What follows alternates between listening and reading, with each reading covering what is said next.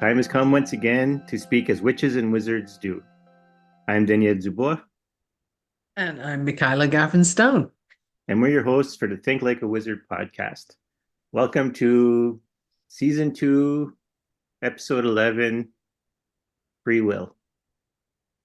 Hope I got that right. Ta-da. Yep, that sounded good. Yeah. So, free will is the topic for this one. And I think probably right out of the gate, should make the distinction between free will and being able to do whatever the hell you want. Absolutely. There's a world of difference. Yeah. So, do you want to take that or do you want me to jump in? If you have something, give her. Sure. Well, free will means that you have a choice and you acknowledge that you have a choice and that your choice has repercussions. Be they good, bad, indifferent, whatever they are, that there is something that happens as a result of that. Whereas the attitude of I can do whatever the hell I want is blatant disregard for every repercussion that happens as a result of your choice. It's also a lack of investment in your choice. So if it comes from a space of I can do whatever the hell I want, then it doesn't mean anything. And if it doesn't mean anything, why would you do it? So it's a very negative energy. I'm not even going to call it shadow because shadow has a purpose. This is incorrect. Like it's not benefiting anybody anywhere, including the person who thinks they're like a boss, they're totally not. Yeah, so that one requires healing rather than applauding. And free will is more of an active state. It's intentional, it's active, and it has a meaning. It has a point. Yes. That's what I have. Hmm. I was thinking too, as you were talking, it made me think about something else too. Both you and I, from a professional perspective, are familiar with the concept of,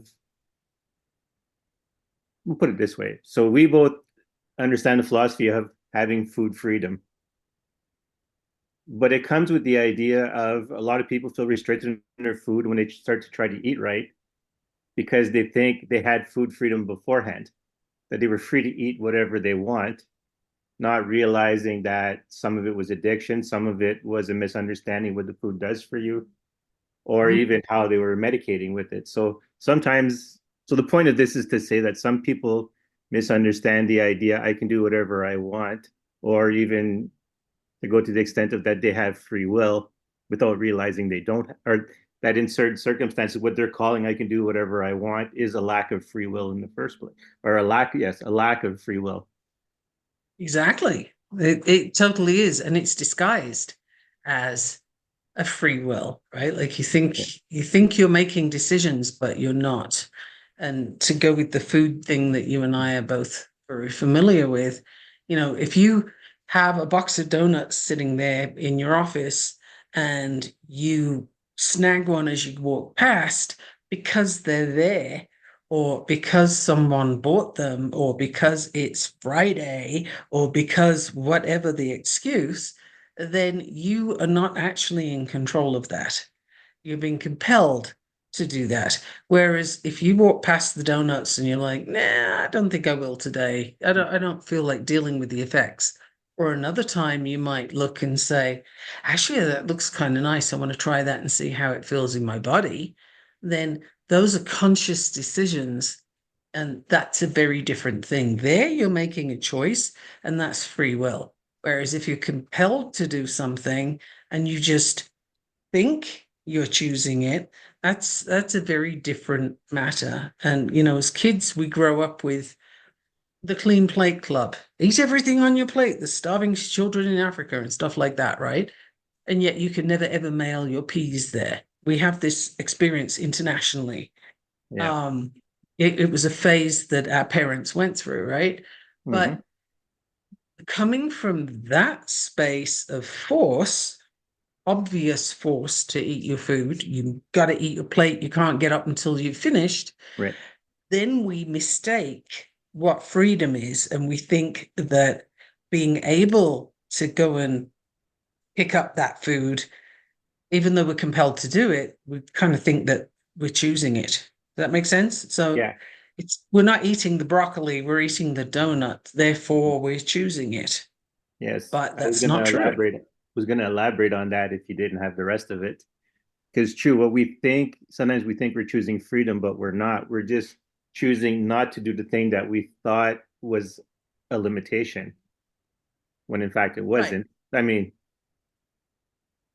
it was in the sense of someone told you what you had to do, but once we get out of that environment, we think choosing the opposite of that is what freedom is.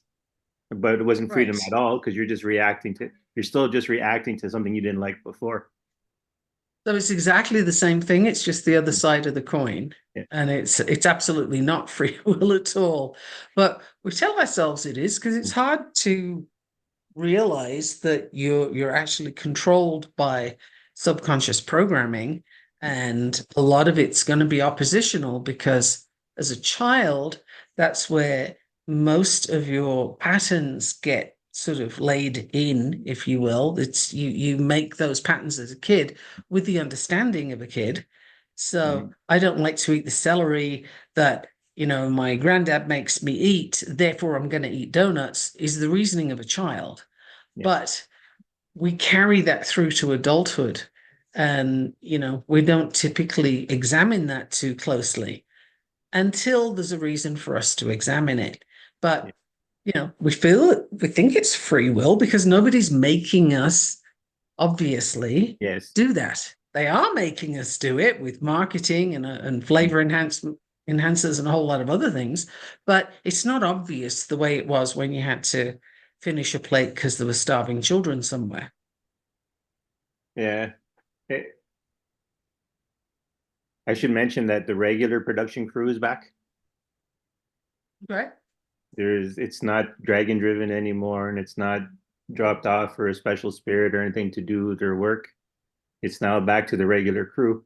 But yeah, so I was going to argue, not argue, but say that free will, like any other power, comes with a responsibility to yourself and to.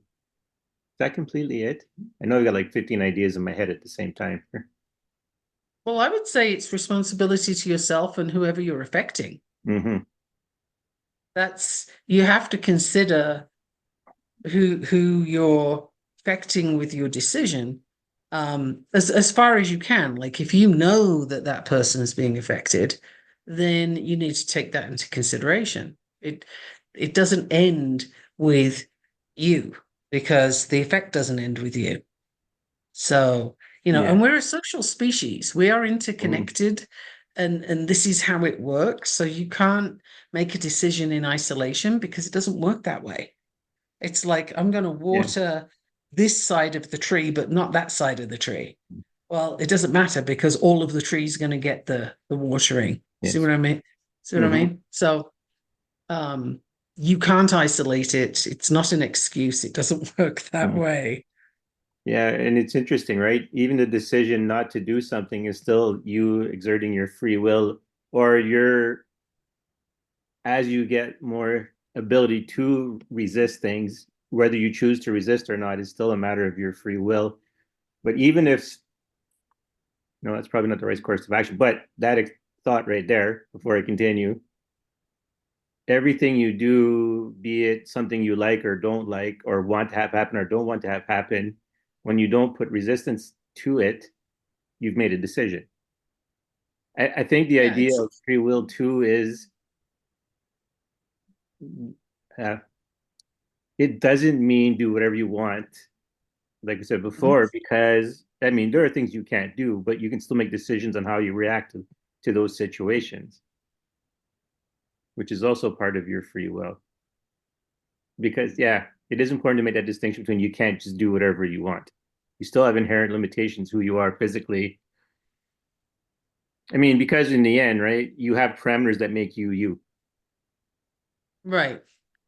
Well, also, if you do things with disregard, Hmm. which is how I'm perceiving the whole do whatever you want, it's Right. disregard for the effects on others, then that is likely to be detrimental. It's very rare that somebody does behavior coming from this place and it has a positive effect. Like that's not, you need more Oh yeah. intention for that. So Mhm. to make a decision that I don't care, therefore I'm going to do whatever I want, that is a decision. Is it free will? Well, there's many nuances to that as to where the Yes. decision came from, but it's going to have an impact, and you pretending it doesn't make it okay. It doesn't get you a get Right. out of jail free card. It doesn't get you a let's bypass karma. No, no, this is still a thing. Mhm. And in behavior science, that's one of my happy Mhm. spaces. But in behavior science, when people talk about, well, what is behavior? It's everything. So if you're lying down on the floor staring at the ceiling, that's still a behavior, even if you're not moving, Yeah. it's a behavior. Behavior doesn't have to fit certain parameters, it's whatever you were doing. So, thinking of voting in elections, for example, if you say, well, I don't like any of the parties, and hey, I feel you on that. But if you Mhm. don't, if you say, I don't like any of the parties, therefore I'm not voting, that is a vote. Mhm. That is still a decision, and it will have a fairly predictable outcome as to how that's going to happen. So just because you didn't put your X on the ballot doesn't mean you didn't affect the outcome, Yeah. right? So it's like saying, well, I'm not going to make a decision, and therefore, it's not on me. Mhm. I'm not going to participate. Well, you are because you're here.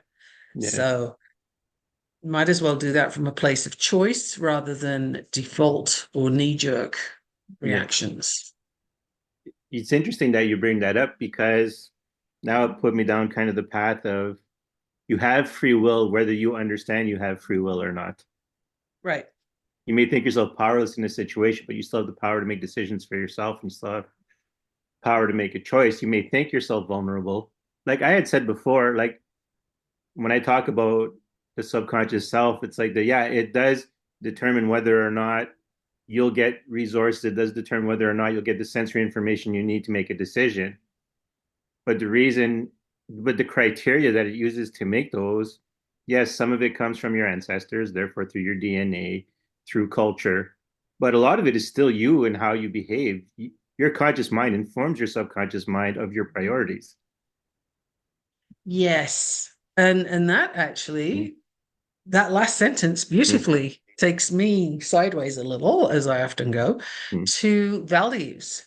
And we will often say, well, these are my values, and we spout the usual top five, like whatever's Yeah. currently popular. But the reality is your values are shown in whatever you spend time and money on. So if you say, well, I value family connection, but you spend your time gaming and drinking, then actually that the Mm-hmm. family connection isn't the value. The gaming and the drinking is. And this, I'm saying this without judgment. It's just straight up. This is how you figure out what your values truly are.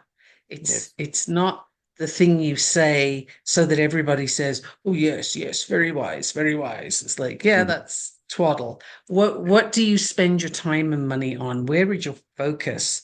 Because that is a value. So we spend a chunk of time on this podcast, Mm-hmm. and at the moment we're doing it weekly, Right. but it'll come out every couple of weeks, I guess, and that's fine. But I would say that communicating via podcast Right. is actually a value.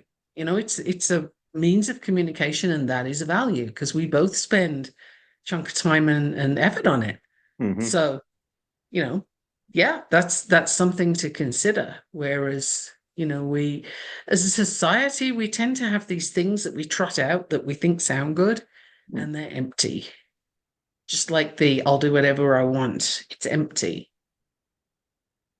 Yeah, well, before I was given the topic for this episode, one of the things I was thinking about, one of the topics I was thinking of doing was on knowledge and what it means to have knowledge and what knowledge is in the first place and how we treat it in society.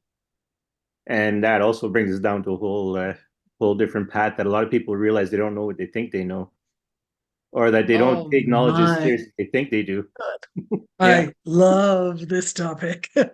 I could go on this one for hours. So bringing in a bunch of things like human Mm. design for a kickoff, when you know your human design and you understand a lot of things Mhm. from that about how you process knowledge and what you are here to use your knowledge for, the purpose of it.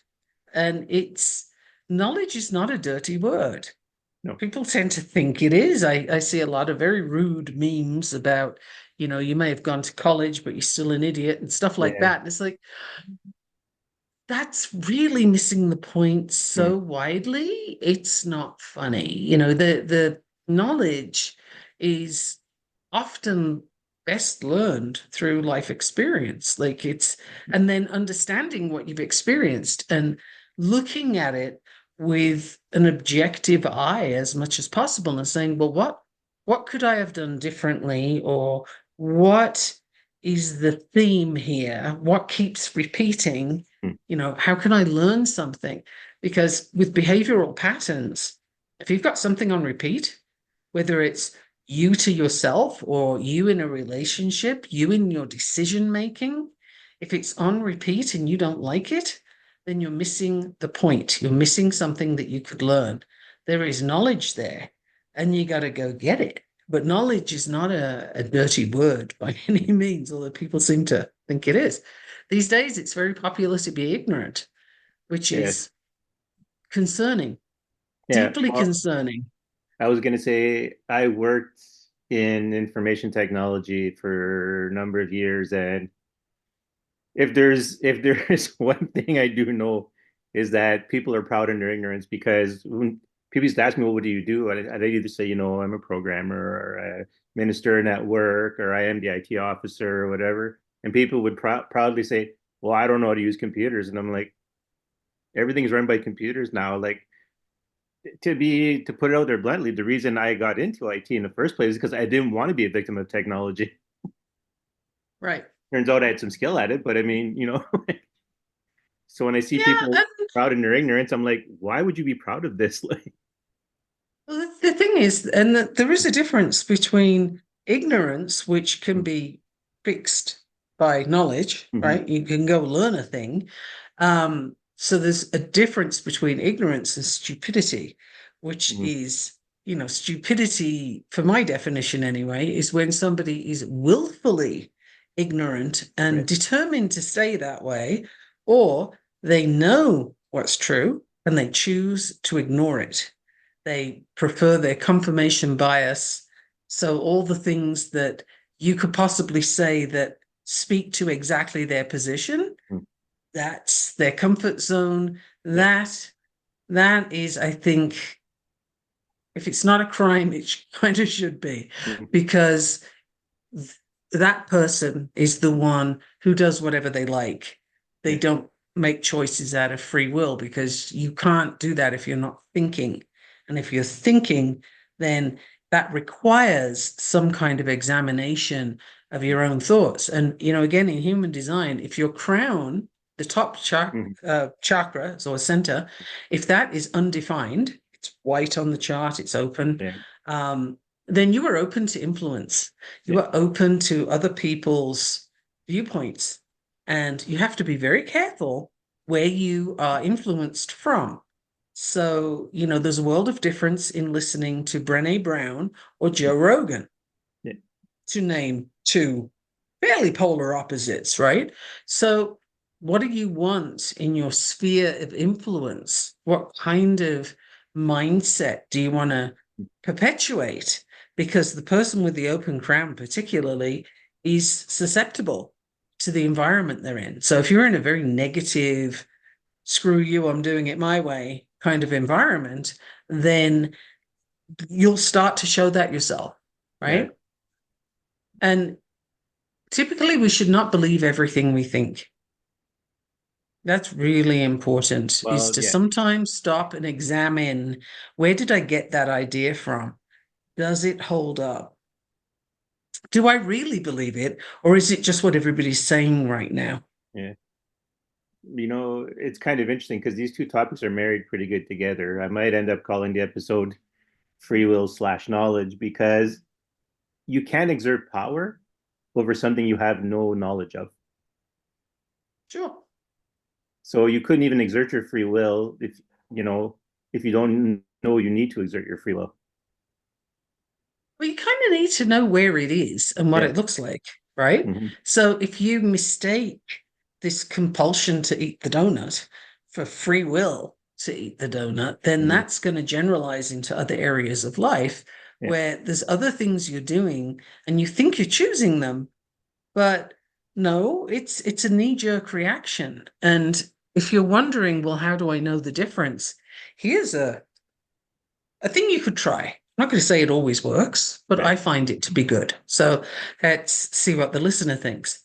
But if you have a particular response and a thought that goes with that response, what happens if somebody challenges it?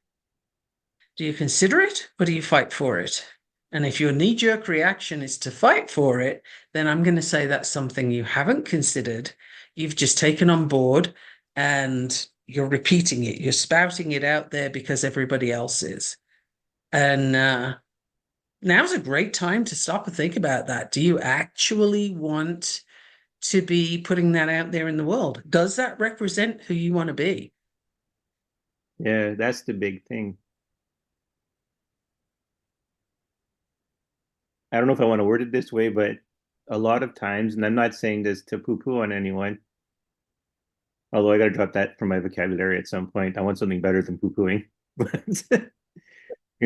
I think a lot of times people forget to really think, but think on a deeper level, not just the surface reaction thoughts. I was Well, going somewhere. 80% of what we do, 80% of what we do is behavior on repeat, Yeah. aka habits. Hmm. And that comes from the subconscious. The Yeah. subconscious's purpose in life is to save you from having to think deeply about Yeah. everything you're going to do.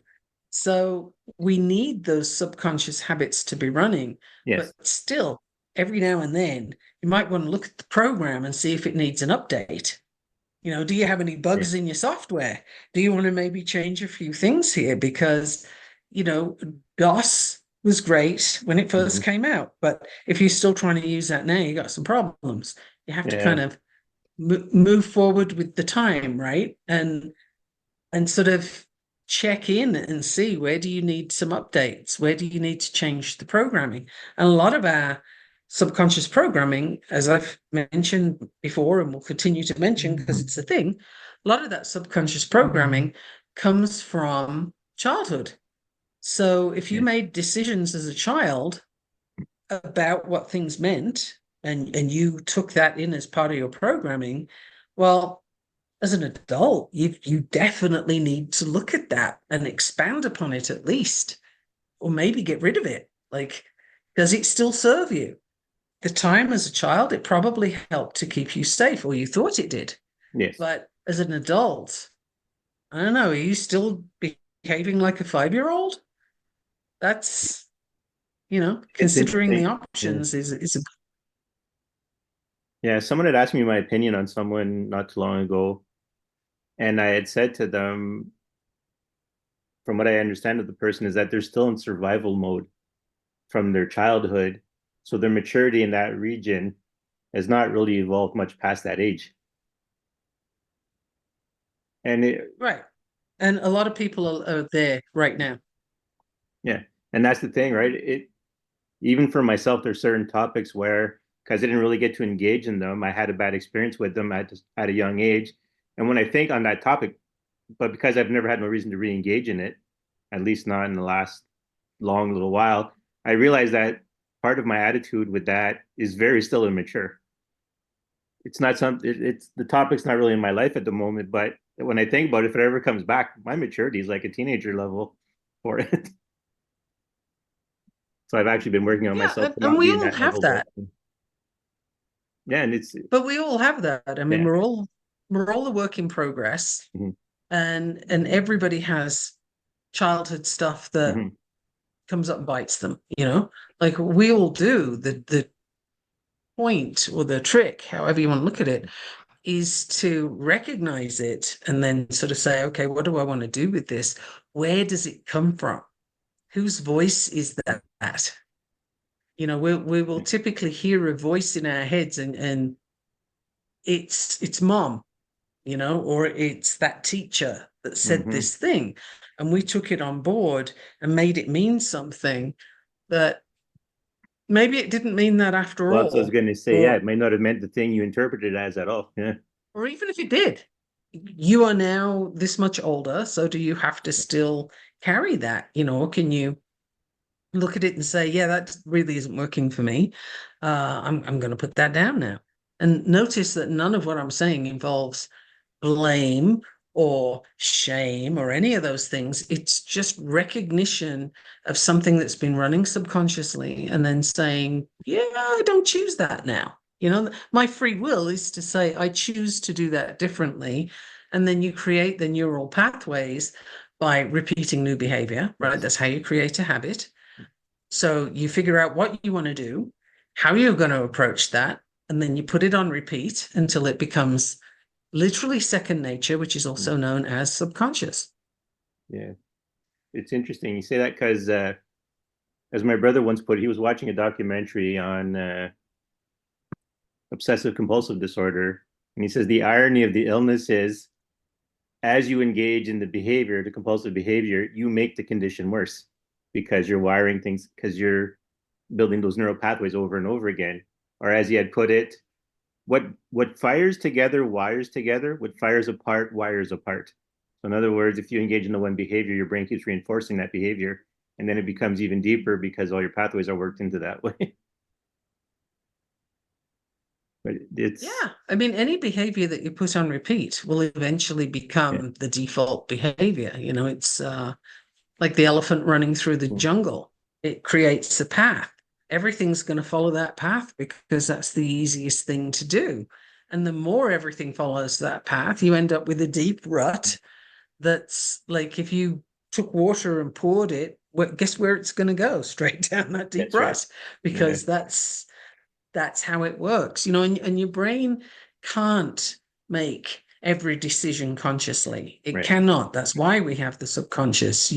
There's too many things to decide. Do you need to remember to breathe?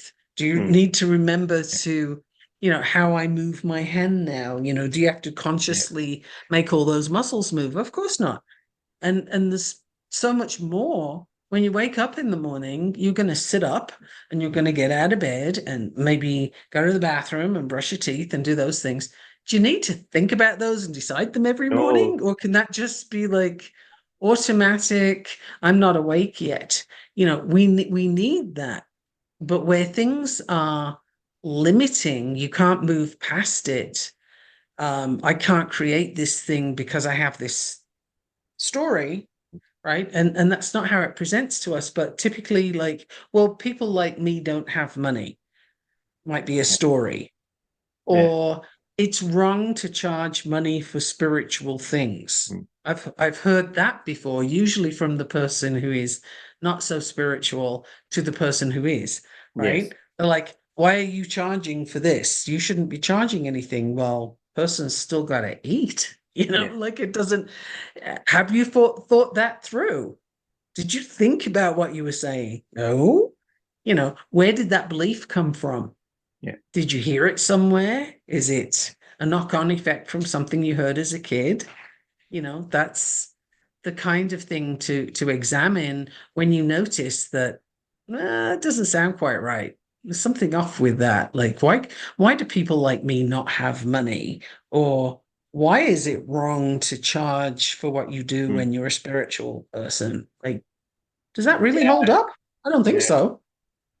We've discussed this before, and I remember sharing a story about the physicist who was trying to find ways to whether or not he can detect when there was an actual real paranormal event. And he was dating a medium at the time, and he would tell her, "You have to charge." He says, "I see the effects on your body when you do a reading, and you should be paid for this. You should be compensated for this." Yeah. Well, the other thing, Yeah.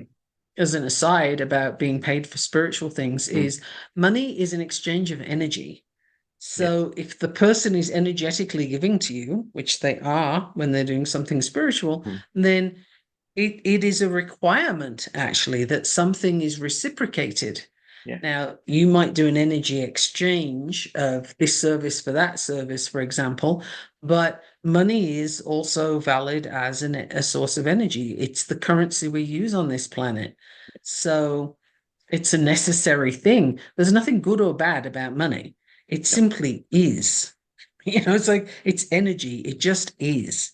So, but people get hung up on money. And when they do, it's because they have stories about it that typically they've picked up as kids. Hmm. Was money tight when you were little? Was it a source of argument between your parents? Was it something that they made you work really hard for? Did you have to do like all the household chores in order to get a dollar? Like, people Right. grow up in different environments. What was the story? And, when you think you're acting from free will on a story of lack, it's typically not free will. It is limitations from a childhood memory. Yeah. Absolutely something to work on. You betcha. Yeah. Free will, like any other power, demands responsibility and understanding. Mhm. But it's Yes, interesting. because without those, it's not free will. Yeah. Yeah. Because how do you make a decision in free will if you don't know all your options, if you don't know all the repercussions? It's Well, it, also, if you don't understand that there mhm, are repercussions right. and that you do have options, like you might not know what all of them are, but you know that they exist. So you could go looking, right? But the thing is, it's the consciousness, the conscious Yes. decision is where free will comes in, rather than the knee-jerk reaction Yes. or even less aware than knee-jerk reaction, just the thing on automatic. Oh, Mm. Brits are famous for their 3 o'clock in the afternoon tea time, right? Mm. Like, oh, actually, I am a Brit and I totally forget. I haven't lived there for many, Yeah. many years. But there is a time of day where everything stops for tea. Yeah. Well, why? Because it's always been that way. Why? Because that's what we do. Okay, why? And you can keep asking why, and the Yeah. answers are going to be uninteresting. Like there's no substance to them because there is no answer to that. Because it's always been this way is not an answer. Yeah. It's a status quo, an unexamined belief. Does your body need tea at 3 o'clock? Do you particularly need that slice of cake or whatever it is Mm. you're having with your tea? Like, what is it about that ritual that you need? Maybe it's none of it, in which case, could you do something different? Hey, go out for a Yeah. walk, Yeah. go take a nap. Like, there's any number of possibilities, but when we have something that's on rote like that, it's just doesn't tend to be examined. And there typically aren't any answers when you do ask. Mm. Yeah. I remember when I was really young, like maybe 8 or 9. There was a new kid in class, and dad just moved from England. His mom was from France, and I was over at his place, and yeah, 3 o'clock, okay, tea time. I'm like, Yep. all right. Yeah, I and had heard of tea time before because it's Canada, so there's a lot of British stuff. it's not like there's a problem with the behavior per se. Hmm. And unless you really shouldn't be eating the cake or the cookies or Yeah. whatever it is, right? Because of diabetes or some other issue. Yeah. However, it's the lack of examination of why you were doing it that's the interesting part to me. Yeah. It's like, well, would you choose it if you thought about it? Where is the value in this? And for some people, it might be a comfort thing because it reminds them of home, particularly if they've left Mm. the country. Um, okay, is that how you want to connect with that memory, or would you like to find something that you don't have to eat to connect with that memory? You know, and there's different ways of doing something. And if the person consciously chooses, I like to do this, I'm aware that it doesn't make sense, but it's a highlight of my day. Well, okay, as long as it is, then knock yourself out, go for it. But to do it simply because it's 3 o'clock is not examined. It's not there is no particular point to it. It doesn't do anything. Yeah. You know, it's funny because I have an example, more of a family tradition example, if you will. Like none of us are really like said, grew up Catholic, but none of us really practice. I definitely don't. But there's one thing we all pretty much do, and that is when we go into the water, we take some water, we bless ourselves, and then we go in. Now, none of us are under it. None of us are like doing it because we know we're being blessed. We just do it because one, it's personal amusement, and my dad used to do it, and he kind of made a joke of it, and then we started doing it, and now it kind of all binds us together in a little silly little ritual that we do. Which can be fun. Yeah. And it's also, for me, it raises the question, what happens if you don't do it? Just Nothing. out of I've skipped a curiosity. few times without thinking. Right. But I mean, that's the way my mind goes, is when somebody's got a thing like that Hmm. on ritual, it's like just out of curiosity, what happens if you don't do it? And sometimes it can be a fear that comes up, Hmm. or maybe there's just, you miss the connection that you feel with that ritual. Okay, Yeah. but now you have a piece of information that you didn't have 10 minutes Yeah. ago. And I think that's useful. It's like it's fun to know why, what happens when you don't for something. Well, it's And, funny that I've done that with a client over coffee, for example. Like he had this whole story about coffee making him productive. Well, right. who are you and how are you without it? Hmm. Boy, did he discover that that was not, in fact, the reality of coffee Yeah. for him. So, I'm not going to go into it because I know I've said it before because it's such a good illustration. Yeah. So many people have this story of, I'm not human until I've had my coffee. No. What happens if you don't have your coffee? Like, I'm really interested. Am I going to need bail money? Like, what's going on here? And Yeah. if so, that's a hell of an addiction. Do you want to do something about it? That would be a choice once you know it's an addiction. Do you really, are you okay with being addicted to something? Because that means that substance is holding you hostage. You Yeah. all right with that? Hmm. It's your choice, but are you okay with that really? You Yeah. It's can't good. not know it. Yeah. I've amused myself by teasing people about it, like with the blessing ourselves issue. We tease each other when we see someone jump in and don't and doesn't do it. We're like, "Oh, you want to drown? Is that how it is here?" And we'll just tease each other. But talking about the coffee thing, like I've had conversations with people where they've, said, "Oh, I can't do anything to that till I do X," and I'm like, "Do you really want X to be that?" And then it kind of throws them for a loop because they've never really considered anything beyond just doing X. Exactly. Do you really want to give all your power to that? Mm, Like, do you want the donut to right. be the boss of you? Seriously? Is the coffee going to rule your day? Wow. Yeah. I don't know that I would want to give that to the food companies personally. Anything external that rules your day, and that even includes the clock, right? Mm, If something external is telling you what to do, then it requires some thought about how you want to manage that. How do yeah. you want to step into that? And I mentioned the clock, and I'm sure somebody listening is likely to be like, well, what can you do about that? You have deadlines and you have all these Yeah. things. Well, you can decide how you're going to respond to that. So, for example, when I've studied for stuff Mhm. and there are deadlines, I set my own deadline. It's ahead of time, of course, Yeah. because setting one later isn't going to work. No. But I will set my own deadline and I work to my timetable so that, if anything happens, if I get sick or, I get distracted or whatever, I'm still going to make the time. But the time isn't telling me what to do. Hmm. Does that make sense? Yes, because you set your own limit that you Yeah, set the limit that you wanted rather than having someone else impose the limit. And since right. your limit is So within the other limit, you're fine if even if you didn't do your limits.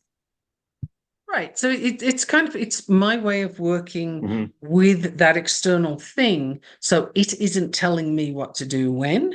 Right. I'm working with it cooperatively to get where I need to be.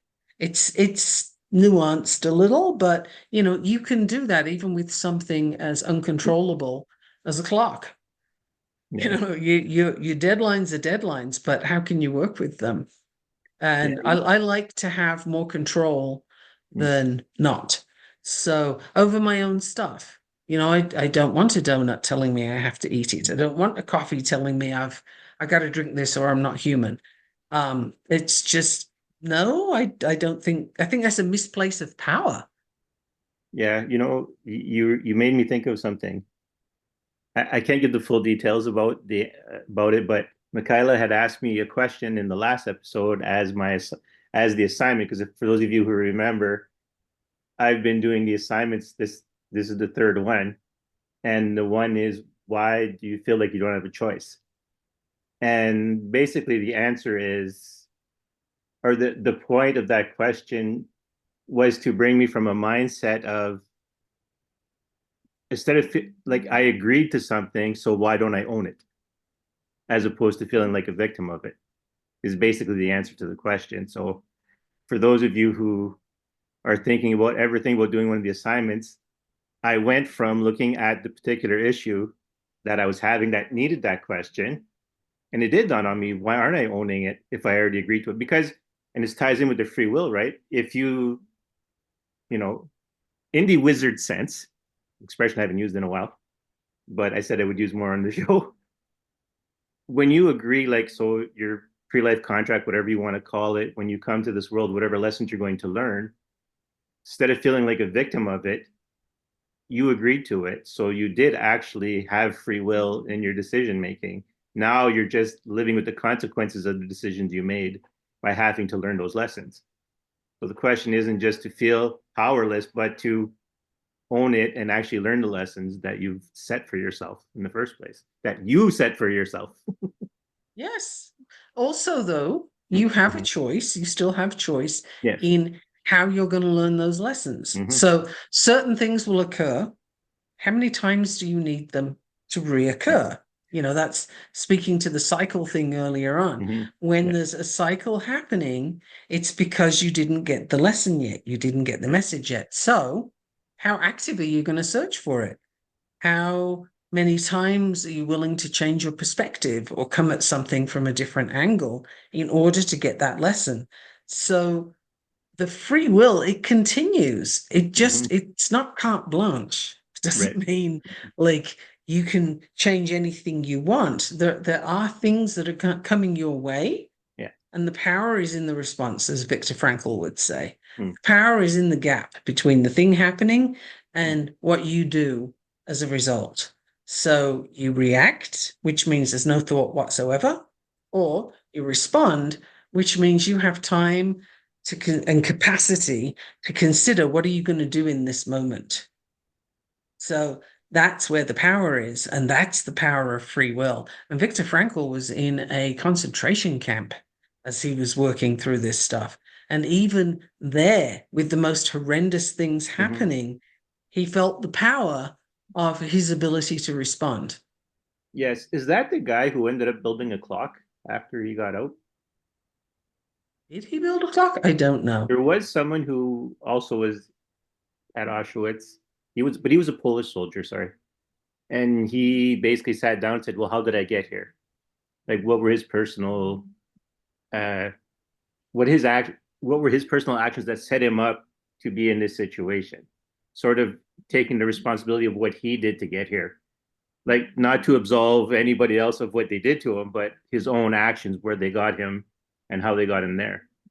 But he Well, ended up, for some people, it was simply they were born Jewish and that was enough that got them there. I don't think they did anything. But it is good to look at where is my power here? What can I do? well, that's what I And the mean. power of, yeah, He the was a power of fully the soldier, so response. he's already, yeah. The power of response is always yours Hmm. because nobody else can choose that for you. So it doesn't matter what they take away from you, you can always keep that power. Yeah, because part of his thing was he ended up on top of doing that, but to keep his sanity, he slowly built a clock in his mind throughout his Ah, incarceration. And when he got out, he built a clock without having any previous experience of a clock. He just sat down and basically imagined how a clock worked, and then got just kept refining the process over and over again until he could actually build the clock when he got out. So I can't remember his name. I know a book was made about it, and that also speaks to the power of the mind, yes. right? Just look, not only did he keep his sanity, Hmm. but he developed an entire skill that he didn't actually have by visualizing it. And Milton Erickson is someone who did remarkable work using his mind in a similar Hmm. way. Now, he was paralyzed from polio Right. and very sick, loads of pain, all kinds of things. And, the prognosis for him was not very good. They really didn't expect Hmm. anything good for him at all. And he used his mind. He really worked on visualizing moving parts of his body and what that would look like and how that would feel and what was involved. And he created those pathways and he ended up Right. overcoming his paralysis, Well, among other things. yeah, it's funny if you ever wonder the power of willpower, what exactly it's capable of. That was actually well within the human body's purview of what it can do. It's like, what was I going to say? I remember watching a documentary and they showed a child who had brain damage when he was born. They said well, he's never going to be able to walk, but the family and the extended family spent like on a cycle of 24 hours around stimulating the child's limbs until the brain built pathways to use Mhm. the limbs. And even in my own personal life, my nephew is deaf, not not completely 100% deaf, but I keep telling him is you're developing, so your brain is developing, so you can. So even though you suffered brain damage from medication that saved his life, but still, I says you had damage, but I says your brain is developing, so work on it. Work on listening. Like take if you're watching television, bring it down to as low as you can in volume that you can still hear, and then leave it there so your brain adapts. And we had a discussion about it again recently because I've said it to him enough times that he knows. So I said, as an example, I said, think about it this way. I said, you read lips. And he said, yeah. I said, I'll bet you right now, when you read lips, you hear the words in your head. And he says, yeah, how did you know? I said, because what's happening right now, as an example of what I'm telling you, is your visual cortex is doing work with your audio cortex. So they're both working together to try to bridge the gap in your lack of hearing. So if you still do what I told you to do about keep lowering the sound, you're also going to develop your audio cortex. Even though it's damaged, you still have a growing brain. So you still have the neuroplasticity. Not that you'll ever have normal hearing, but you'll still have hearing. You Maybe, still improve your hearing. Or, yeah. maybe. I mean, I wouldn't say that simply because I don't know that that's Well, true. that's the thing, right? I don't know the extent of the You might. damage. I don't know. I know, like, I went to get him. He was taking swimming lessons. And there's always music in the background. Well, without his hearing aids on, he can't hear it. So he's substantial hearing loss. Like, because he had put his hearing aids in. He says, "Holy Uncle Dan," he says, "There's music," and I'm like, "Yes, there was always music." Uh-huh. To give you an idea, so I said to him, "Even if you don't have perfect normal hearing, it's still going to be better than what it is, and you're still going to get because part of the damage, right, is it's also your ability to interpret sound. It's not just I can't hear; it's the can I make sense of what I'm hearing as well." Mhm. I thought, in the very least, you're going to at least be able to pardon the expression, hear the shit out of what you're hearing. Yeah, we can develop different Yeah. pathways as human beings. Absolutely, the resilience is all over, well known. There's a scientist that I really like, B.S. Ramachandran. And if you look up Ramachandran, Mm. he has done a lot of neurological work, Right. and he has gotten people to move limbs that they couldn't move. He's taken away phantom limb pain, where somebody's had a limb removed, but they Mhm. still feel the pain. And he's done some phenomenal work, and he's done some really cool TED Talks. You can find him all over the place. But Ramachandran, if you look him up, he is remarkable. I love the work this guy has done. And he is someone who comes at the whole process of neuroplasticity from a place of what happens if I do this? Yeah. And let's try that. And has anybody done this? And he's Mhm. cured people using a mirror and a cardboard box. Like he has done Mm. remarkable stuff with not a lot. And but the innovation and the way his own brain works is the Yeah. toolkit really, and quite a remarkable guy. Like he's done some incredible work. So again, if the listener hasn't come across VS Ramachandran Mm. yet, he has a British accent. You can understand him, don't worry. But he's very, very knowledgeable and really interesting to listen to. He has great stories. Well, it's always interesting to listen to those things. Like even when I teach people how to perceive the flow of energy, like I tell them, like your physical body is not designed to detect the flow of energy, but you have to start picking up the cues, and you have to start picking up how your body reacts to the flow of energy, kind of in the same way that you can't directly detect electricity, but you can detect its effects on your body. And then, Hmm. or even another example for transhumanism, where people put magnets under their skin to detect whatever metals, signals, and stuff like that. Eventually, their brain figures out how to use that input. But That's with interesting. I electricity, didn't right? know You that. see, yeah. So people start developing a sense of a magnetic sense.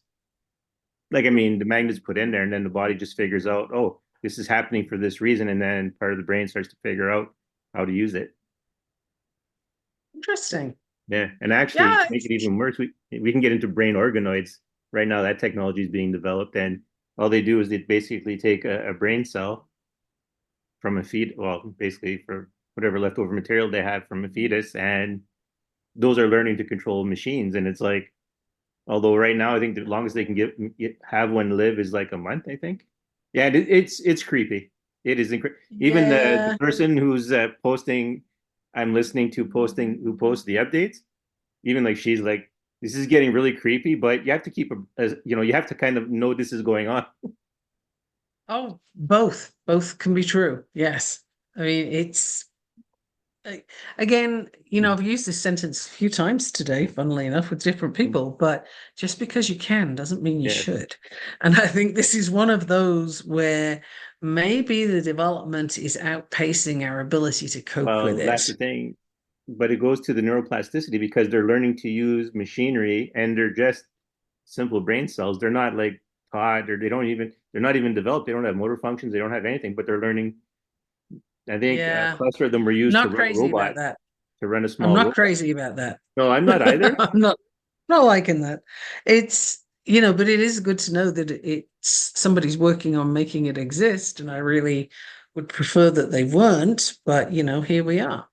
So the choice Yeah, there, the free will choice there is, do you want to stay informed or do you want to pretend that's not happening and you didn't hear what Danielle just said? yeah. That's the thing, right? Because It's like I'd have preferred not to have known, just because I think of like the horrors of those brain cells, what they're experiencing, if they have enough self-awareness yet about how it feels to be in those situations, and what happens if you pry them off their machines. Are they just so specialized into the machines that they were connected to? Are they going to have like phantom limb syndrome when you take them away? how will we ever know? Yeah, that's I the mean, thing. we're still at a stage where many, many people believe that a kid with autism doesn't experience pain. Oh yeah. And to me, this is the most staggering piece of ignorance that I come across. And I have heard it. I have been told this. Oh, that kid, don't worry about him. He doesn't feel pain. I'm sorry, what? That is insanity. Of Yeah. course the child feels pain. Just because they don't express it the way you would express it Well, doesn't yeah. mean, that is an incorrect conclusion, that because they don't behave the same way you do, that this thing isn't happening. Like Mm. that is othering the person with autism Yes. in a very definitive way. It's also taking away their right and their Mm. ability to have treatment for pain, Yes. which I think is, you would treat a dog, so what the hell is that all about? Yeah. um but the concept that a human being can think another human being doesn't feel pain is mind-blowing to me. It There is is a pretty. medical condition for this, but it's really, really rare, and it does Yeah. not go with autism. Yeah. Like, that is not where it goes. Yeah. So, The wow, listeners will and remember we talked about it. Yeah. that's one of those things that people don't examine, because if they did, they wouldn't spout that kind of Yeah. nonsense. Yeah, it's interesting. I am like, I mean, okay, given the, we'll say the world we walk in, a lot of like already just because we sense the flow of things, we see it, we feel it move through things, so we know it's pretty much alive and has its own thing, a way of being. So there's already a built-in respect for life and for the independence of others and their own journey. I think I worded that right. But yeah, so it's weird to have people have that opinion, even if someone can't express the way you do. Like, I mean, even me, when I dig a hole, I sit there for a minute going, I'm sorry, I'm gonna have to dig a hole here, but and then I dig the And the hole. But interesting thing is, the person I had in mind as I was telling that story yeah. worked with kids with autism. Oh yeah. And that's the most appalling thing of all, because that was a failure on so many levels. Mm, Like, the education she received was clearly not complete. The understanding and compassion that one mm, requires in this job was clearly absent. And, yeah. there were a lot of points along the way that could have done with some work, Mm, right? To get to a place of understanding. Another thing is, kids with autism often have either hypermobility syndrome or EDS, Ehlers-Danlos syndrome, which looks the same. You got a lot of hypermobility. mm, And what you hear is, oh, well, this kid's really bendy. They're just bendy, but don't worry about them. They're just like mm, that. And it's dismissed. And it's like, yeah, but no, there's a lot of things that go with that mm, hypermobility, such as chronic pain, mm, which, if ever you've met somebody with chronic pain, they don't typically show pain the way other people do, because you're used to a right. certain level. Yes. And if you bitched about that certain level all the time, nobody'd ever talk to you, right? Yeah. So you get used to a certain level, and it has to be dramatic to get a response that Mm, somebody else would give at a much lower level. So yeah. these norms shift. Then you got a kid with autism who's also got this going on. They don't know how to tell you what's happening because they don't have the reference points. Doesn't mean it doesn't matter, Mm, but again, the brain, the mind of many, many people mhm. just goes to, oh, well, I don't understand it, therefore it doesn't count. And that is Yeah. a very 5-year-old attitude of, Yeah. I don't get it, so it doesn't mean anything. Doesn't exist. Yeah. That's, to use your expression, just that lack of curiosity that Mhm. requires. That also astounds me. It's staggering. I mean, and it's one of those things where, do you not perceive that there's something wrong with that sentence? Yeah. You're saying this thing about this person. Is there any point of awareness here that suggests to you maybe you need to re-examine this assumption? Yeah. Just because you don't get it in a format that you're used to doesn't mean it doesn't exist. So it's so interesting how we do that. And what just came to my mind, so I'm going to put it out there, is for kids who have oppositional defiant Yeah. disorder. Now, I could do an entire podcast on that one, because that is a bullspit diagnosis. It's put there for insurance companies and teachers, honestly, because when you see a kid who is behaving in a very oppositional, fighting kind of way, there is a reason for that behavior.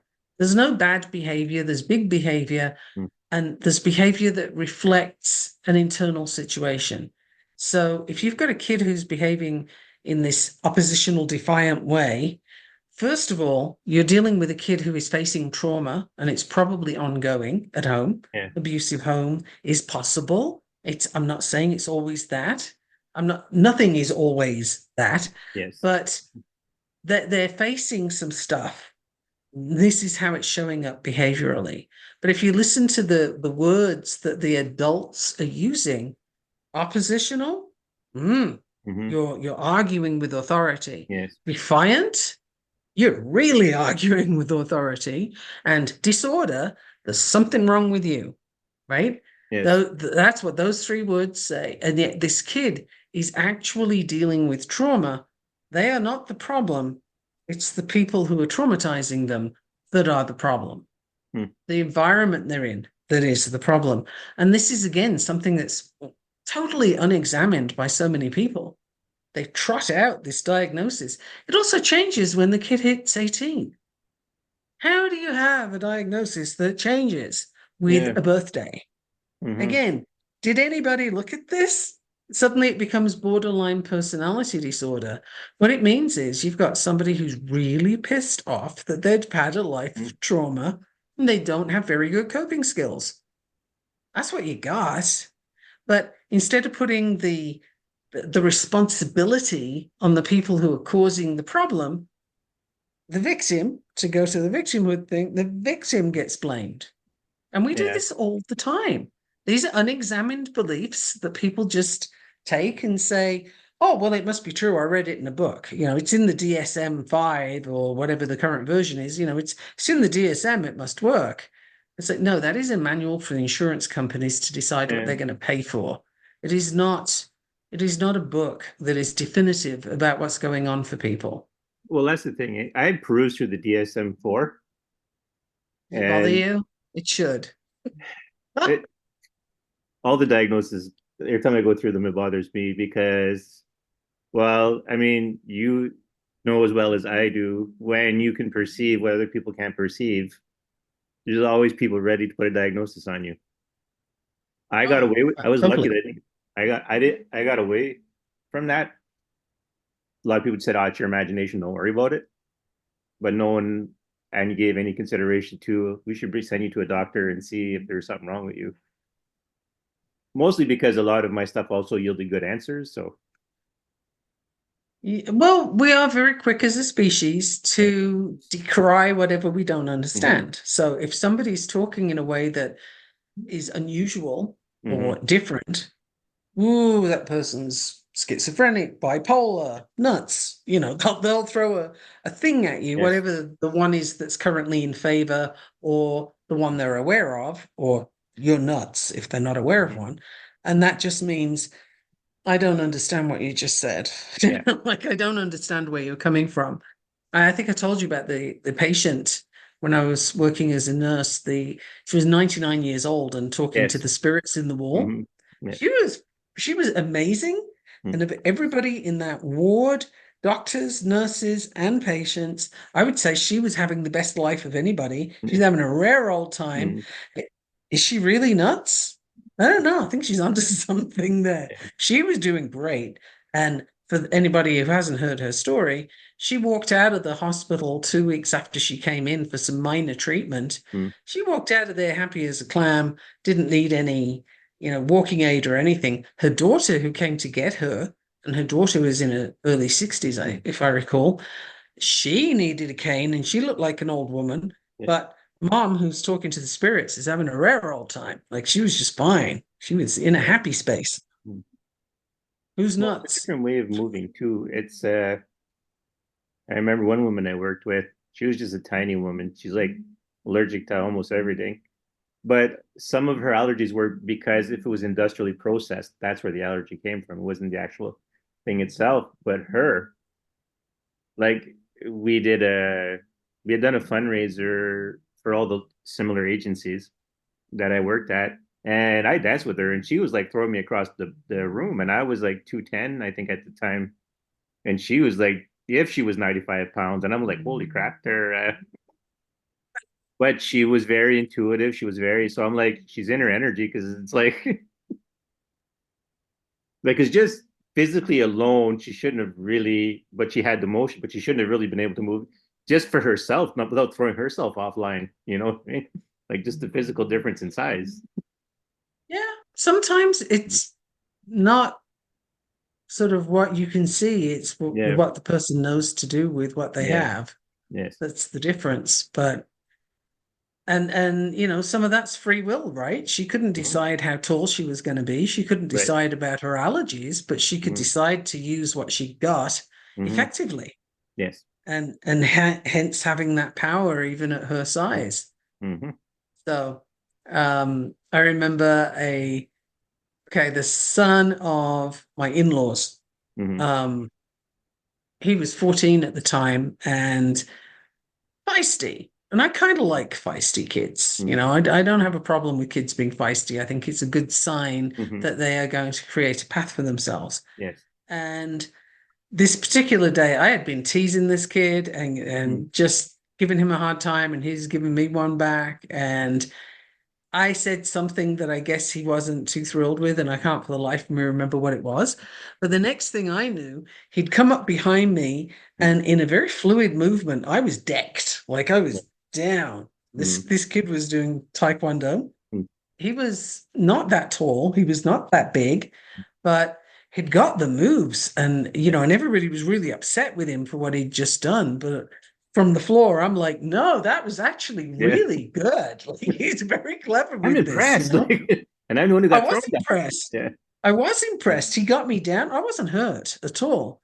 But I had no choice in the matter of Yeah. going down. Like he was Mm-hmm. taking me down. Yeah. And this kid was, 14. He had the element of surprise, Yeah. but nothing else was okay. He had the Mm-hmm. knowledge of learning Taekwondo, right? But like size, all the other things, he didn't have the advantage there, Mm-hmm. but he had made a choice and he knew what he was doing with it. And Yeah. that it was funny. But Yeah. That's yeah, it's a big thing, even just in the world. Like I'm not tall, but when I was like 12, 13 years old, even 11, I was taking on people way bigger than me because I knew one thing they hadn't figured out yet, leverage. So right. because I was smaller, my I was below their center of gravity when I would do stuff. So I was easily throwing them around somewhere in concept. It was like, so everyone was like, oh my God, I can't believe it's like when you So figure that out again the is secret. where knowledge. Yeah. Knowledge is a really good thing, right? Mm. Even one time it was funny. Four guys had rushed at me. I was still young at that time, but they both each came from a different, like opposite angle. So they both collided. All four of them collided with me, and then I didn't fall. They all fell, and they're like, "Oh my God!" I'm like, "Think about this for 2 seconds, there, guys.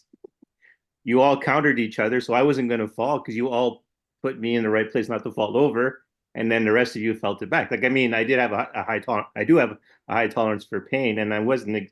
And I mean, I'm stocky. I'm not like brittle or anything like that. But when all four of them hit me, they kept me up, and then they all fell. So it was like, so I looked like the champion, like I could take all of them, and it's like, nope, it was just physics, and you guys didn't realize it.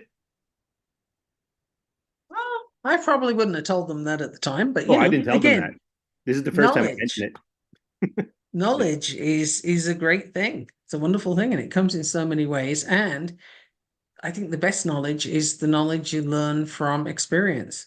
Mm, That to me is the number one. And I got nothing against college learning. I have plenty of that myself, yes. but Well, I was gonna it's say, yeah. it's kind of one dimensional, right? It's cool. It has its place. It's there's nothing wrong with it, but it's not everything. It's that thing. And then you got this thing, and then you Mm, got that thing, like learn all the things. yes. Um, but the best experience, the best knowledge, I think, comes from experience because that's the one you don't forget. And just like you and I do with Mm, the whole food yes. idea, when you experience how the food is treating you, then you understand whether you want to eat it or not, and you know why. Mm, And it's yeah. far more deeply ingrained knowledge than somebody telling you, here, eat this, don't eat that. Yeah. And that in a nutshell is why traditional diets don't work, because they never get to the why you're doing what you're doing. Mhm. They only look at the what.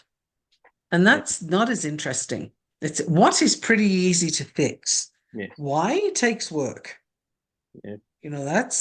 That takes some delving, and that takes some knowledge, if you will, that you might not know everything there is to know about the emotional triggers you have. And I have found with my clients, certainly the biggest successes for them have come on the areas they didn't know existed. Yes. That's Well, that's consistent. that's what I always tell people. It's one thing to be overweight because you don't know how to eat, or you don't understand how the food has changed. That's one thing. You can fix that, and you don't have to worry, and you don't have as many issues around it. And so you'll succeed at whatever diet you do. But for some people, when it starts to become medication, when it starts to be you eat your emotions, when it starts to be all those things, then you kind of have to do a really deep dive to figure out how they all connect together, and then how you can either get out of those habits or to shed them. But there's a difference between just eating because you don't know and having all these emotional connections to the act of eating itself. Absolutely. And, everybody has emotional connections to food. The question is, do you know where they are? Can you find them? Are you willing to find them? Do you want to do something about them? And I had one client who worked on some and decided to keep others Mm-hmm. as it was. She didn't want to work on everything. That's okay. That's your Mm-hmm. free choice, right? Right. Yes. That's your free will, There's where there's you your free know will. it's You've there. decided knowing you still want to do. Yeah. Yeah, you have decided, you know that this thing is an emotional link. You know what the emotional link is. You don't want to do anything about it. That is a choice. And I have no issue with that person making that choice because it's their life, it's their choice. I have no place to have a concern about it. But for me, my part in that is, well, I helped you get the knowledge. Mm-hmm. I'm good. That's my role completed. What you do with that information is your free will, Yes. right? But that's where the choice and the free will comes in, is knowing and making that decision. But we all have stuff from childhood. Don't cry, have a cookie. Oh, Yeah. don't be sad, eat an ice cream. Yeah. If you're really good, I'll buy you a lollipop. Yeah. Those kind of stories. I'm not pointing fingers at any particular parent because all of us do it as parents. It's what we've all grown up with. Sugar and fat hit the reward Mm. centers Yes. and help you to feel good. No parent likes to see their kid cry unless there's something very wrong with the parent. That's not Mm. something you're happy about. And so you No. try and fix it. And the brain goes to the easiest solution. Kid's crying, give it a cookie. Mm. Here, eat this, stop crying. Exactly. Yeah. And you do have that parenting style of stop crying or I'll give you something to cry for, but Yeah. those are not the parents that I would say are sad about their kids crying. They have No. different issues. Mm. That is a different type of parenting. But even they will have done something to bring in a food rule Mm. or a food connection, even if it's the emotional plate thing. The number of people I've come across who can't not clean their plate because all this emotion comes up and they feel so Yeah. terrible and it's wasteful and I can't do it. And the number of moms who have got young kids and they are eating like fish fingers Mm. and chicken strips and God knows what off their kids' plate that they don't actually want. They probably don't even like it, but the kid didn't finish eating it and they can't throw it away. So Yeah. they treat themselves as the garbage can and they eat it because there's starving children in some country someplace. Yeah. And that's not even conscious, but it is really heavily programmed. So I would argue that everybody has some emotional eating connections somewhere. And the question is, are you ready to work on them? And if you are, do you want to work on one or two? Do you want to keep going until you've found as many as you're going to find? Like, do you want to stop at a certain point and say, no, I like that one. I'm just going to keep it where it is, which is what this woman did. It was a thing with chocolate. And she was like, no, I'm content to leave it where it is. Yeah. So, okay. Well, yeah. I was gonna say because a new thing I've moved on to is the okay, what's your core priority with someone, and then working to see how this new behavior they want to add, how it ties in. Because like I had made the comment one time of for my birthday, I bought myself the gift of working out. So, Okay. and then part of the conversation ended up with maybe you weren't working out before because you didn't feel worthy. And so I'm trying to think of, well, I know my gut reaction to the idea is that the reason I don't work out is because I feel I don't have the resources to pay for it because it's an extra. Because there's getting a membership, there's buying clothes. I actually found myself a compromiser program I can do at home so I don't have to buy all kinds of extra stuff, at least to get myself back into. And Hmm. then maybe I'll go hit a gym when I want to do more, when I want to do weight work. Right now, I'm doing like a combination of yoga, resistance, and dynamic tension resistance training to get myself back up and going. So, and I haven't missed anything because once I feel secure in my resources, there's a lot of things I do that I wasn't doing before, which you could then bring up the question of, well, why didn't you think exercising was a priority? And I would argue from a primal perspective, you don't have to exercise because when you're out in the wild, you have to be active. You don't really have a choice. You can't sit around all day. You die pretty quickly. Yeah, I think it depends on what you make it mean. Yeah. Like literally what does exercise mean in that moment? Because Yeah. our story about them can change. And there's a life coaching model that I Mm. use that's very helpful for exactly this kind of thing. So let's use the example of exercise for this purpose. So exercise is an event or a circumstance, right? It's a thing, but it's neutral. Doesn't mean anything until you have a thought about it. Right. So then your thought about it could be, I'm afraid to exercise, I might get injured, or it costs too much money and I don't have any, or um, I'm too old to exercise, I'm too young to exercise. Like, pick a thing. But that thought will then affect how you feel about exercise. Does it make you scared? Does it make you nervous? Do you feel like you're lacking something? And then that feeling gives rise to the action you take, Mm-hmm.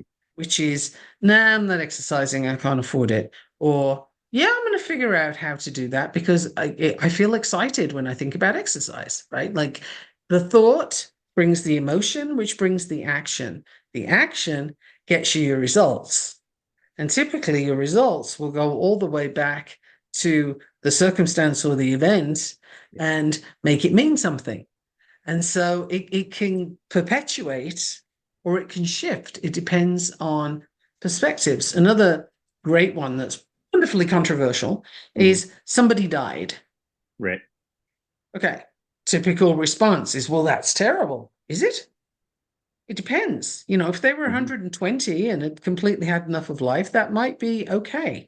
Or if it was a serial killer and they died in a shootout, are you devastated? Or if it was a close relative, Mm. you're going to feel very differently. Yes. So people die all the time. Somebody died right now, somewhere in the world. Mm-hmm. This happened, and Yes. it doesn't affect us because we don't know the person, we don't have a story about it, we don't have a thought about Mm-hmm. it, right? So it's only when you have your connection to it through thought, oh, that was a terrible person, and oh, that person lived to 120, good innings, well done, all that kind of thing. That will affect then how you feel about that. Are you sad? Are you happy? Are you like, okay, I'm good, I'm going to move on with my life now? Like, Yeah. where are you in that? And your next action will stem from how you're feeling. So these events, they don't mean anything till we make them mean something, Yes. and that can change. And that's your free will right there. What you decide to make something mean is a place where you can make a decision. You can have your reaction and then decide, well, okay, that was my reaction. Now what's my response? Yes. Well, I ended up getting myself a program that was affordable, that works at home. It's actually stuff I'm already familiar with, so I really just need kind of a something that in my brain triggers accountability is what the Okay. program ended up being like, because it's all stuff I already knew how to do. Mhm. Like if I had, what's the word for that? Had I a great love of working out, I would already be doing it. That I'm totally fully aware of. I know the things I need to do. I've Right. I've done a variety of different forms of physical training, and I know what I need. I know how to do stuff without equipment. I know how to do stuff with equipment. So You technically, also know, and based on what you've just said to me, I'm right. going to jump out on a limb here and say you also know that it is harder to get back into it than it is to Yeah, start off in the first place because you know what's coming and you yeah, know how it's going to feel. mm, And that should not be underestimated when it comes to reluctance to get into exercising. Somebody who has a long history of mm, exercise, they know exactly how that's going to feel going back into it, and it's not high on the list of fun things to do right. until you move past that point, And that's right? why I work out So at home in private. there is a fear Yeah, there of this is going to hurt and I'm not going to like it. yeah, I'm going to get muscle soreness, I'm going to get, whatever the thing is that full well is coming, right? And your brain likes to think fondly of the last time you were in wonderful condition. yeah, And then the body says, yeah, but that's not now. yeah, And then you have to figure out the difference between those two. And that's a process. So speaking as yeah. somebody who's been a personal trainer since 2008 Hmm. and having experienced that myself a number of times, it's Yeah, like, it's not the fun part. So anybody who is currently exercising, do yourself a favor and keep going. yeah, absolutely. I am happy Don't to stop. report though I'm starting to get past that part. Some of Wonderful. the stuff is starting to be a lot easier. I That's do so have the good. extra issue of having to figure it out for the fact that I have a club foot and I don't have the same mobility in that side. So some of that, and it's one of the things that actually kind of the first time I stopped working out was because it was like I had actually just had surgery, so trying to get back in and regain the mobility, it wasn't because because every time I've had called corrective surgery, but that's not true because I've always lost athletic ability. Even though my foot was being straightened out, I was losing athletic ability because the cost of straightening it out was mobility. Sometimes it Right. was taking things out of the joints so it can be moved over.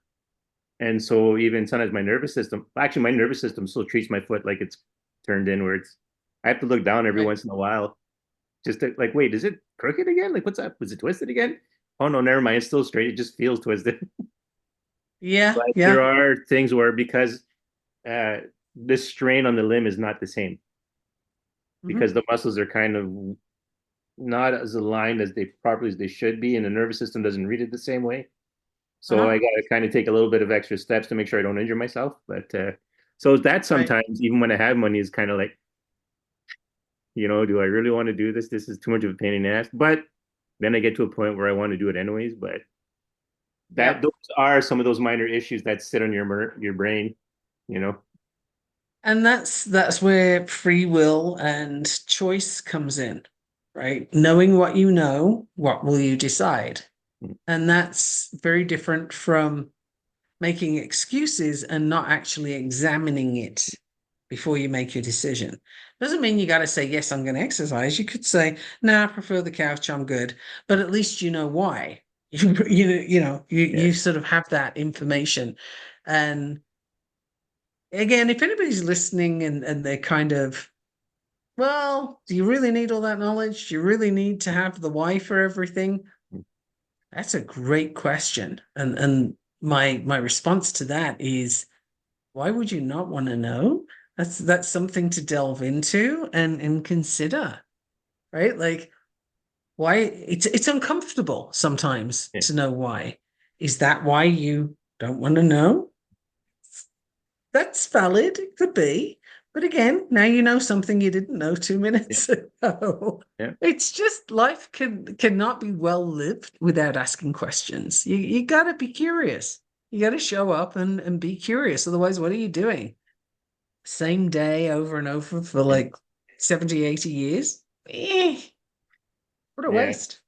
Well, that's the thing. I already have the built-in. I can't do that anyways. It would drive me nuts. So I am thankful for that part of my design where I can't just sit there and do the same thing over and over again. Actually, it's one of the reasons, like part of why, like, because before, even without working out, I used to go walk for hours. But I Mm. have walked the place I live in, like I have walked the hell out of this place. So I'm not like I could. I'd have to go to a deeper level of being curious about the place. Oh, let's look for something you've never looked for before. Yeah. I don't know what that would be because I don't know what you've looked for, but yeah, interesting. Like when I lived in Singapore, Mm. I used to walk every day a Yeah. lot and go to the gym as well. But Mm. when I say I walked every day, I had a walking, the monitor on your wrist. I did 21 to 29,000 steps a day, every day. Yeah. I That's was there too. that's I was chunk doing about steps. 10 miles a day. Yeah. And then I would go work out. Yeah. And to me, that was the headspace I was in at the time. I needed to work out that much. It was doing me a service. Um, and I would think about different things each Mm. day when I was walking, but I also used music a lot. Yeah.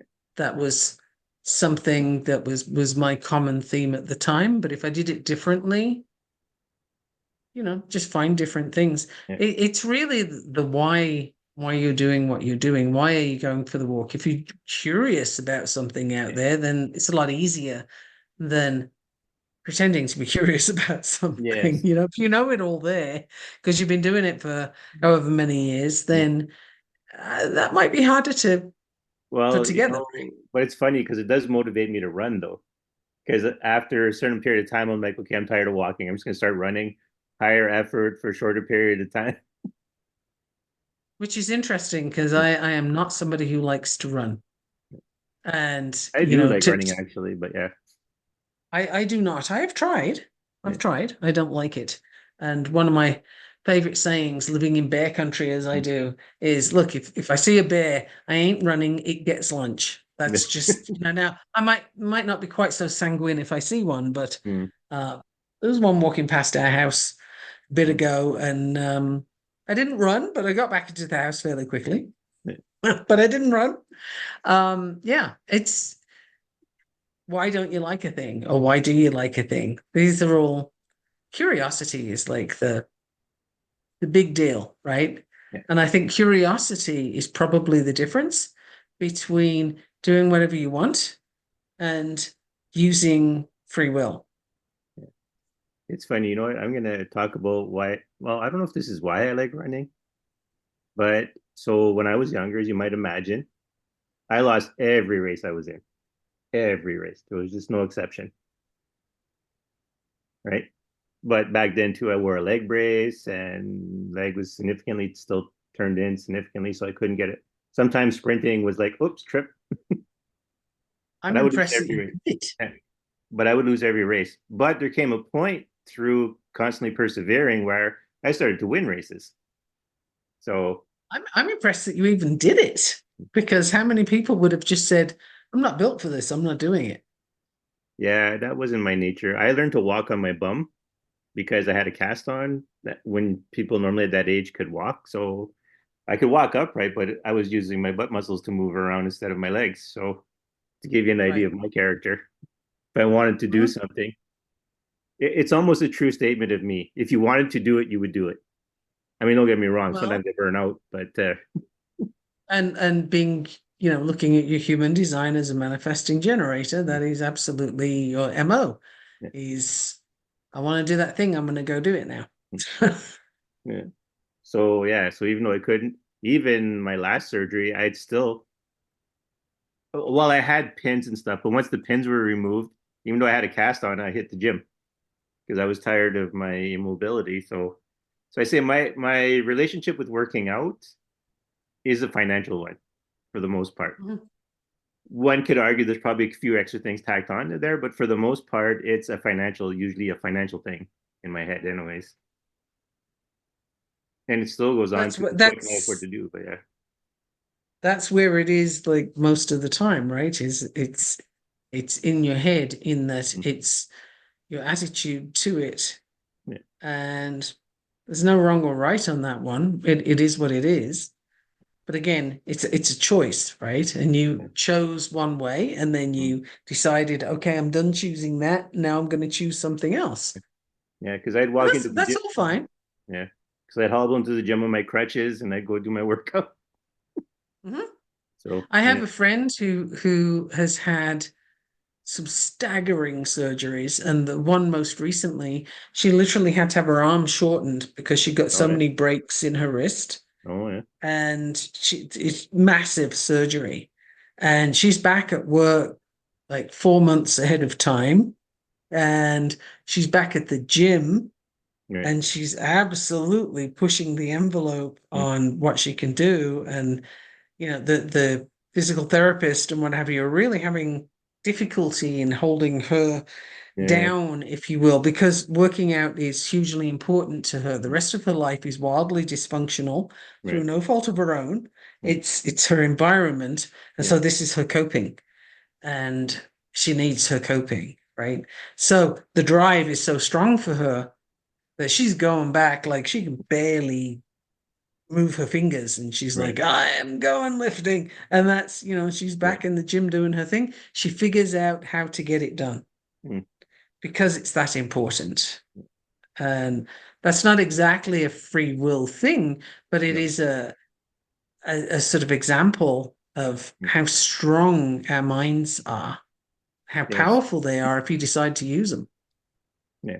Well, I also, again, speaking from the wizard perspective, I grew to understand the value of that motivation for my own work in the wizard sense, because there are some hurdles you have to get by on your own where you have to push because there's no one to show you, because it's your own personal journey when you need to do it. So if you're not motivated to do it on your own, odds are everything just falls to the wayside if you don't.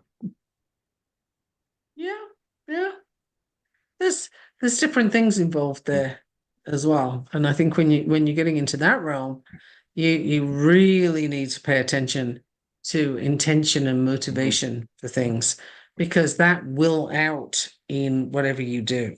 It, Yeah. even if you're sitting on it and doing a good show of not letting that surface, it will surface through with the work you do. So, for people on the spiritual path, tread not so much cautiously as with awareness, Mm. right? Be aware before you do your next thing, and do a lot of introspection, I would say, on why do I want to do this? What do I expect the outcome to be? What do I anticipate the outcome being? What happens if it doesn't work out the way I'm thinking? Look at it from all the different angles before you step forward, because repercussions can be a bitch. If you're doing something Yes. that isn't coming from the right place, or you're doing it for the wrong reason for some reason, that's just because, particularly in this day and age, just because you feel justified, Yes. or you're reacting to something, and you have the right to do that, and I'm putting that in air quotes, Mm. then that's an awful place to move from. I don't recommend it. Mm. People do it more and True. more. There's an awful lot Yes. of, well, I don't like this, therefore, or I want that, so I'm gonna do this spell or this practice. And it's like, Mm. oh no, really? Do you want to just stop? Because if you're talking free will, any spell that involves affecting somebody else's free will, that is not okay. I'm going to tell you right now, that is not okay. So I see commonly asked questions like, can you give me a love spell? Mm. No, I can't. I can, but I can't. Yeah. I'm not willing to take that responsibility, so no. Yeah. Because you can't affect somebody else's free will. Like if it works, Mm. you have taken away that person's free Yes. will. That is going to bite you at some point, Mm. because you'll never know why they're there. And at some point, something could happen and that shifts, and then they're not there anymore. Yeah. What have you set yourself up for? So, you know, that's one sort of common example, Mm. way too common. Um, and then the other one, of course, is hexing people, bringing about misfortune to that person. And it's just like, ah, could you find another way, Mm. you know, that doesn't involve inflicting harm on somebody? Because again, that's I'm not someone who follows the threefold rule and you know, because that's a very Yeah. Christian thing that's been transplanted. But it is a case of what you put out there comes Mm. back. So be aware. Do you actually want to play with that right now? And if you do, okay, then be aware. Be Yeah. aware of what you got coming. There are occasions where this might be warranted, but I would imagine they are very few and far between. And you got to be really certain that you want to do that thing before you do that thing. I see some people jumping awfully fast into playing with stuff that's probably not going to end well. Yeah, that's the thing. Even like me when I was younger, and if I did buy a spell book, my first thing is one, you have to read it all the way through. From first page to second page, from the prefaces to the acknowledgments to the epilogues, whatever. Because to my in my head, this is one, this is something that's well, one, it's in contact with your spirituality and all that stuff. So you need to exert a little bit of discipline on yourself. Don't rush into the promise of power. Rush, learn first to discipline yourself so that you have discernment to what you choose to do. And then I never end up using any of the spells in them unless they're just personally affecting, because I end up thinking like, well, now that I've took time to read all the notes from the authors and looking at, how to use the spell in what circumstance. And then it's just like, in the end, it's like now that I've actually looked at it and given it a lot of consideration, I don't want to do anything that affects anyone else. I have no reason to. I can always, in the end, reason with them better than I could by forcing them. So, and This thing. ultimately, even more than that, in the end, I think of myself, would I want someone to do that to me? That's usually my final word Exactly. for everything. You know, if you want to work on speaking with more clarity, Mm-hmm. that's totally legit, you know, and that's one method you could address that. I wouldn't say it would be the only one, but you know, you can certainly do some enhancements that way. Yes. And there's nothing wrong with you speaking more clearly. Or if you want your message to be received, okay, that's still open enough that you're Mm-hmm. okay Yeah. because you're getting your message there. Mm-hmm. What they do with it is still free will, right? It's still a choice, but you finding a way to get your message there. So those kind of things, you want assistance in making a decision. You know, for the using a pendulum, for example. Sure, why not? Mm-hmm. That's fine.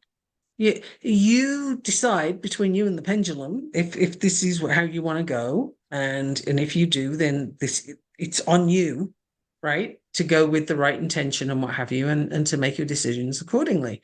That affects you. But when you want to change how somebody else thinks or feels, now you're getting into the realms of messing with other people's free will, and that is not a burden I would want to take on personally. That's just, yeah. Yeah. Well, that's yeah. With my personal philosophy of personal freedom above all else, as long as you take responsibility for your freedom. Every time I've come, even in my, if I've been angry at someone or I've been feeling that youthful desire to show your strength, I always end up going, no, I'm not doing it because I wouldn't want someone to do this to me. And so Mhm. that's always the thing that stops me, even when otherwise I have every motivation to do it. I always end up stopping it. Actually, it even stops me from even non-magical things. Like if someone does something, I'm like, okay, that person needs ass whooping. I still don't. I think about it, but wait, hold on a second. Let's figure out why it was done first, because just handing out an ass whooping isn't going to solve the problem. My brain always comes back to, does this solve the problem? And I go, well, no, not really, because as they go, violence begets violence. And funnily enough, I just did a session a little while ago today Mm-hmm. on the subject of pre-forgiveness, Yeah. which is where it's not a victimhood thing. It's where the person does a thing that you don't like. Okay, you don't have to accept it. You don't have to put up with it and let them repeat it. But also, you could, at the same time, you can give them some grace while you consider that, well, Hmm. I don't know everything that's going on for this person. I don't know why they behaved in that way. I'm not going to accept it, but I'm also not going to judge. And then you can give them some compassion because, boy, you must have been in a tough place to do that. Well, And, yeah, and then that's it. You don't let them keep doing it, however, but to use this wonderful expression, and you're definitely going to have to edit this later, probably, or put a disclaimer or something. But this uh, wonderful expression, when you use pre-forgiveness, you are unfuckwithable. yeah. Nobody can mess with you because you have that space that they're not going And to mess with your head. They're not going to turn your composure upside down. They're not going to make you feel bad because you just don't have that connection.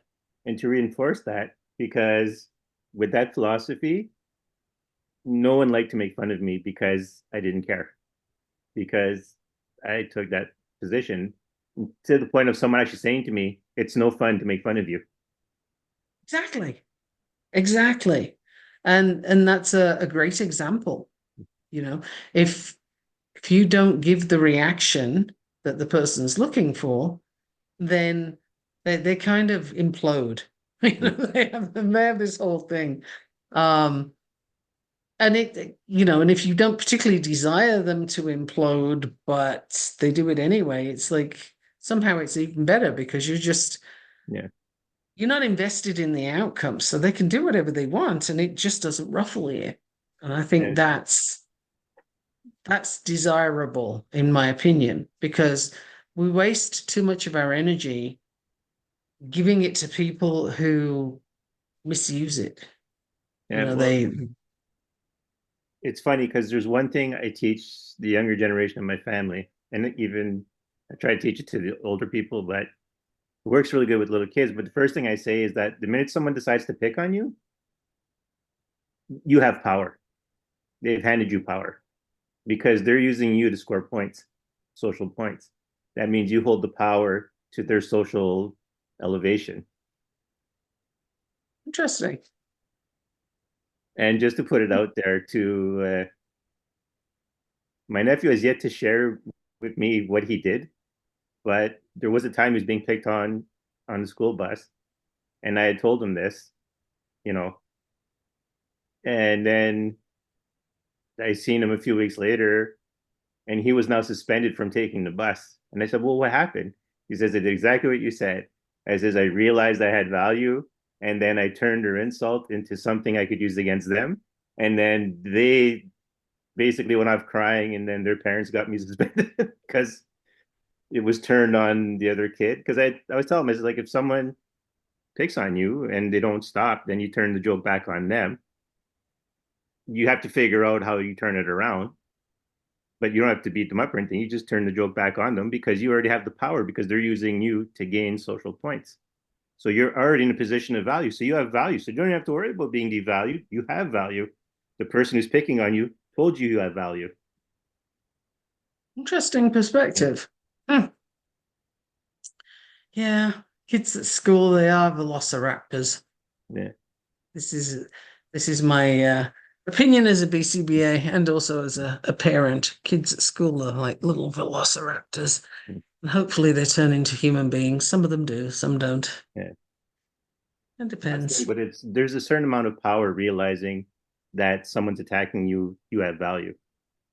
Even when you think of,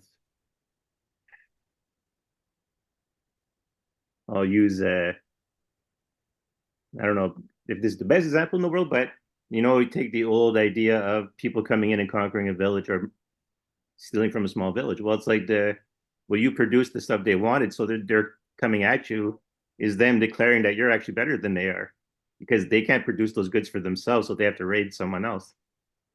This leads me to something.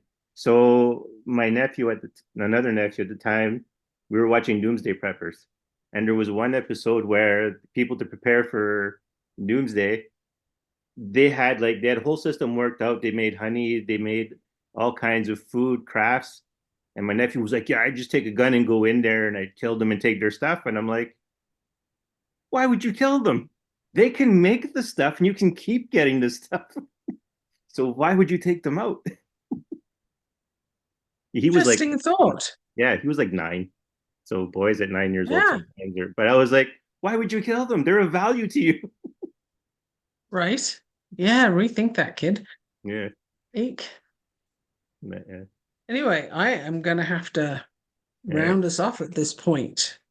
That's okay because listen, I didn't even think we'd get this far because I was unprepared because it was given to me 10 minutes before or 15 minutes before we did it. So we got way further and we managed to add an extra section in there that brought it even further. So, I'm always unprepared, and I totally knew we were going to get this far because we always do. well, we do.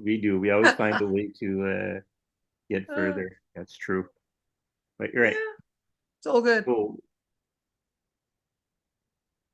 I don't have an assignment for you. no, I was thinking of that. So I think maybe we should now return the assignments back to the listeners, I guess, at this point. Sure thing. And I think a good assignment would be for the listeners to really consider the idea of, well, how to be responsible for your free will. I think they should contemplate how to be responsible for their free will. I think that should be the assignment. Yeah, Like we discussed, right? There's the less you know, the less you can exert your free will, the less you can make a decision. So think about the things in yeah. your life that you feel powerless against. And we both came up with our own definitions of what that means. So Yeah. what is the listener's definition? They don't have to agree with what either of us said. Oh, So, what works for you, and based on that, where can you get more free choice? that's right. So think about that, listeners. Your assignment is think about how you can have, well, not even just strengthen your free will, but actually make use of your free will. Contemplate how best what it means to you, based even on what we've said, if you want, and how you think you can actually improve your use of free will in your own life. Yeah, that'd be so cool. A lot of fun, I would say.